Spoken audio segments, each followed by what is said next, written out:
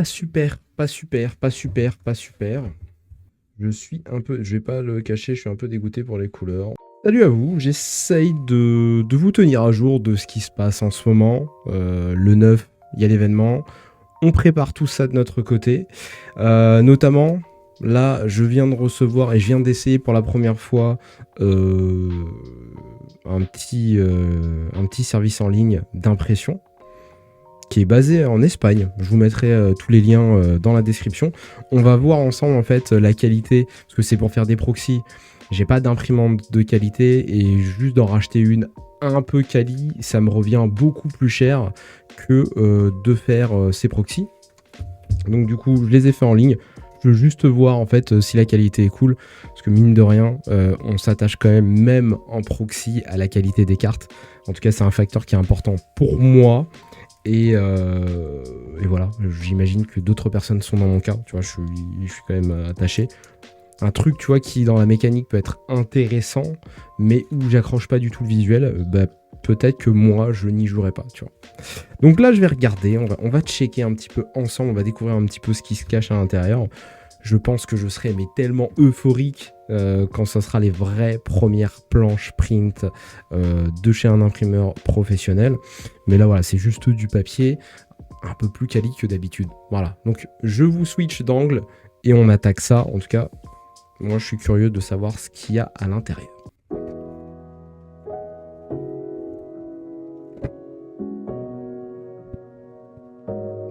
Ouais.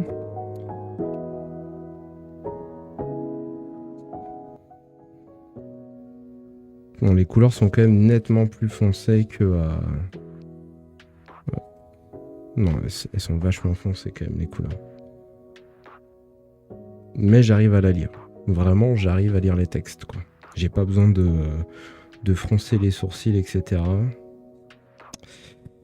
Pop, pop, pop, pop, pop. Ouais, sauf peut-être pour la partie basse, avec les trucs qui sont là. Est-ce que vous voyez? Les trucs qui sont là, c'est invisible, quoi. Je vois que dalle. Quoi d'autre? Ouais, non, cette ligne-là, je vois que dalle. Mais ça suffira. En tout cas, j'arrive à lire les textes, quoi. Ils ressortent bien. Les backcards. Stylé. Vraiment très stylé. J'adore. Ok. De toute façon, il y en a beaucoup. Hop, ok. Donc ça se présente comme ça. C'est incroyable.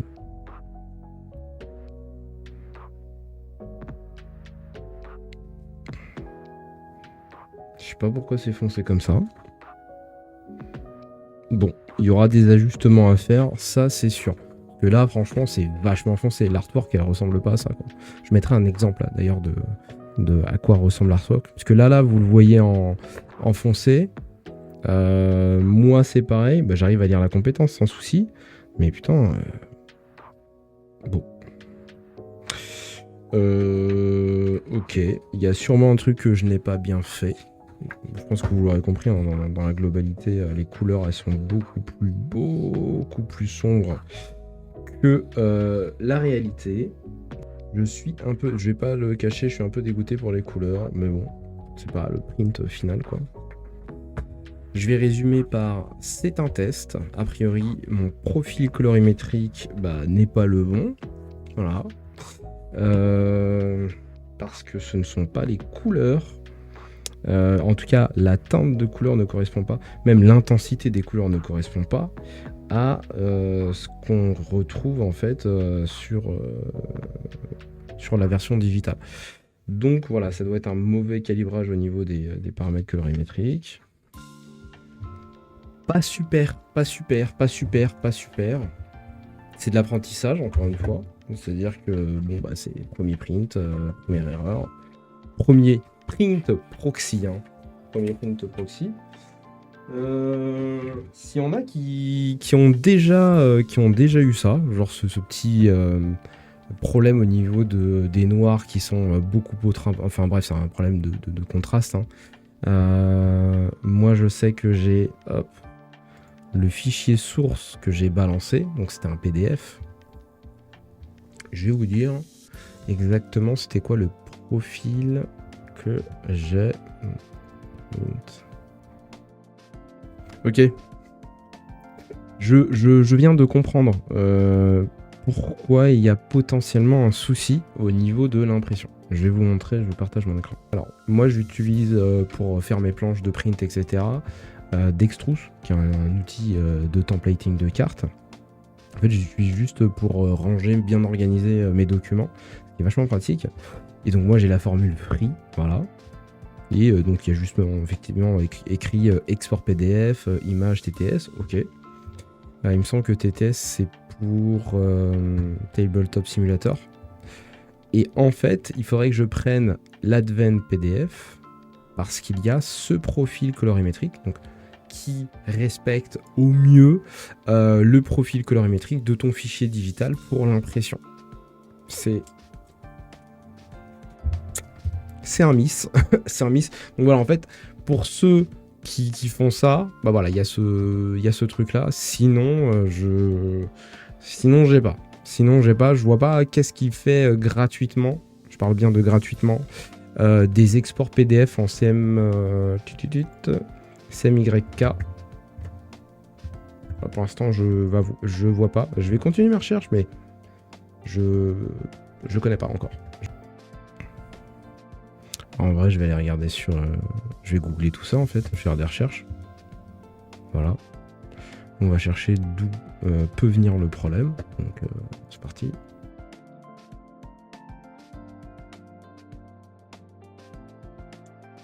Bon, je vous reprends après quelques recherches.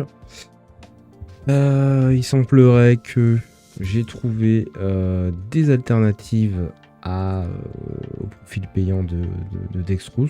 Ça aurait été plus simple de l'avoir dessus. Mais bon, on va chercher quand même à optimiser le budget en sachant qu'il faut les print, ces cartes. Donc il faut payer. Et là, je vais vous expliquer. J'attends de voir si le résultat est correct. Ça va être difficile de juger comme ça sur le digital. Parce que comme je vous dis, en fait, on ne saura que le papier en main, en fait. Il va falloir que je fasse un test. Les couleurs sont moins pétantes. Bizarre. Buy to start, ça veut dire que c'est pas le bon. Generic profile. On va faire un swap 2006.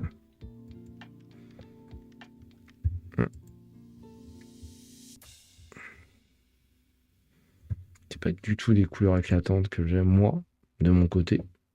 Moi j'ai des couleurs vives. Et là j'ai des couleurs pastel quoi. Attends, je vais vous mettre l'écran. Putain, depuis tout à l'heure, je parle dans le vent, quoi. Donc là, on est sur mon fichier compressé. Donc, je vais essayer de zoomer encore plus pour que vous voyez encore mieux. Donc là, on voit, là, c'est bien violet. Il y a des contours qui sont bien lumineux. Et là, on se retrouve, si il le veut bien, sur quelque chose de plus terne, de moins pétant, voilà, un peu plus fade, quoi. On va voir ce que ça donne avec celui-ci. Donc là, on est sur un autre profil. On va voir ça. Putain, c'est pas possible. Donc alors, j'espère que c'est le rendu, mais que dans l'impression, ça va pas donner ça. Je sais pas, je me trompe peut-être. Ok, reprenons. Donc j'ai fait plusieurs tests depuis. Je vais vous dire par quoi je suis passé pour voir si je pouvais améliorer un petit peu les couleurs. Donc là, je les ai découpées pour certaines. Comme ça, durant les autres impressions, j'ai pu avoir des modèles. Et en fait, sur quelques cartes où il y a énormément de noir ou d'ombre en fait présent, ça va pas. Donc faut savoir en fait que ces cartes, elles ont été donc prises notamment dans un fichier PDF de base qui est en RVB sans conversion CMJN, donc pour avoir les couleurs vraiment d'impression. Et donc, ce qui expliquerait potentiellement pourquoi j'ai ces couleurs pourries. Donc moi, avec mon imprimante, ça fait un résultat toujours dégueulasse, même si bon, c'est un peu mieux que ce que j'avais avant, mais c'est vrai que sur du RVB, c'est catastrophique. J'ai remarqué aussi, donc on va faire le test, c'est que ces cartes-ci, quand je les ai donc slivées, donc j'ai mis une couche, vous allez voir, hein, j'ai mis sur 3 couches, donc j'ai mis une couche face, une carte Pokémon découpée, et là on va voir pourquoi, et le bas carte, donc là ce qui nous fait une carte qui est plus ou moins quand même assez rigide, donc ce qui est assez agréable pour pouvoir jouer avec, pour la manipuler, avec hop, le petit bas carte qui va bien. Et c'est pas le bon c'est pas le bon exemple. Celle-ci, c'est dommage parce qu'elle est beaucoup trop sombre. Mais vas-y, on va prendre par exemple. Allez, on va prendre Hagan. Hagan où ça va, surtout voilà, sur cette version imprimée par une entreprise. Voilà. Ça reste du papier, hein, c'est pas du carton. Ça reste du papier. Et j'ai envoyé donc un document en RVB et non en CMJN. Donc on va refaire un test en CMJN, sauf que entre temps je me suis rendu compte que quand je les ai slivés, je vais vous sortir une carte.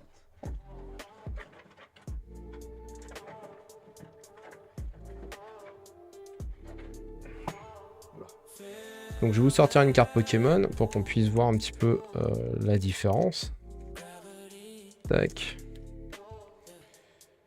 Je vais plutôt la mettre comme ça là devant. Donc là on voit. Hop, je vais le mettre dans le coin bas droit. Et on voit en fait que tout le tour, je vois la carte Pokémon. Donc ça veut dire qu'en fait, c'est pas la même dimension.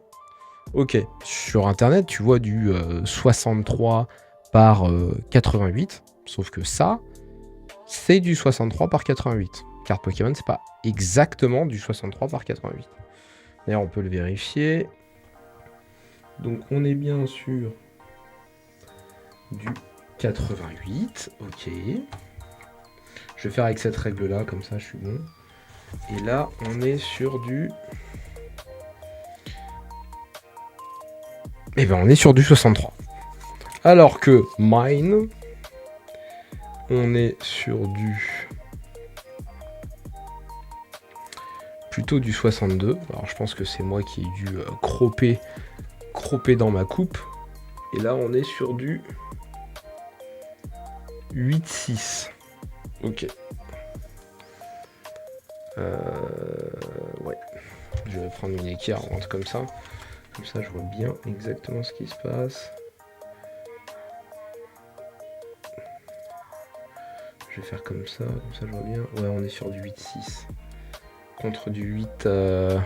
Donc en fait, c'est ma coupe. Vu qu'elle n'est pas pro, elles sont un peu petites. Parce que j'ai sorti un autre truc dans une autre dimension, quelque chose qui était présent sur l'outil que j'utilise justement pour les ranger, ce qui est vachement pratique, qui s'appelle Dextrous. Petite pub pour eux, voilà. Je me replace sur mon doc. Et là j'avais choisi un fichier qui faisait... Hop, je vais me remettre dessus. 88.9 pour 63.5. C'est une carte de poker, donc ça c'est dimension poker standard, et là on est sur carte européenne poker. Donc ça c'est ce que utilise Pokémon European Poker en termes de taille. Bah, du coup en France, et puis au Japon c'est différent encore. Aux États-Unis, bah, du coup je sais pas si elles sont différentes. Je ne crois pas. Mais c'est vrai que celles-ci, ils étaient pas mal. C'est-à-dire que forcément, c'était un peu plus grand, mais c'était pas dérangeant. Tu vois, quand je vais la placer là, bah en fait, c'est un peu ce qui se passe avec moi là, ma carte en ce moment. C'est-à-dire qu'il y a un peu de bordure autour. La question, c'est est-ce que du coup les sleeves, les boosters vont coûter plus cher, etc., etc. Tu sais, quand tu fais des cartes plus grandes, qu'est-ce que ça a comme incidence finalement sur tout le reste? Bon. Hop, je la remets à l'intérieur. Je me suis dit finalement, moi mon imprimante je vais la garder uniquement pour faire mes tests d'huile, de placement, voir si c'est suffisamment gros. Je les ai fait lire à mes enfants, je les ai fait lire à des proches. A priori, là, on est suffisamment bon, voilà, c'est lisible. Il y a des choses peut-être qui méritent d'être grossies, donc on le verra de toute façon lors du playtest, notamment toute cette partie basse qui est censée être la partie où tu vois justement la carte, etc. Bon là c'est beaucoup trop fin, pas assez épais, etc. etc. Donc bon, ça sera des choses qui seront à remanier dans la suite. D'ailleurs, voilà, je vais vous montrer, c'est invisible, hein. On ne le voit pas, hein. Toute la ligne qui est ici, on ne le voit pas du tout. Là, le petit icône de race qui mériterait certainement à être plus gros, voilà. Et c'est tout pour le moment. Voilà. Je voudrais que toute la carte soit plus pétante, hein, plus lumineuse comme elle l'est finalement sur la version digitale. Mais ça, on verra avec les itérations, quoi. J'ai fait mes tests, il y a des trucs qui ont foiré.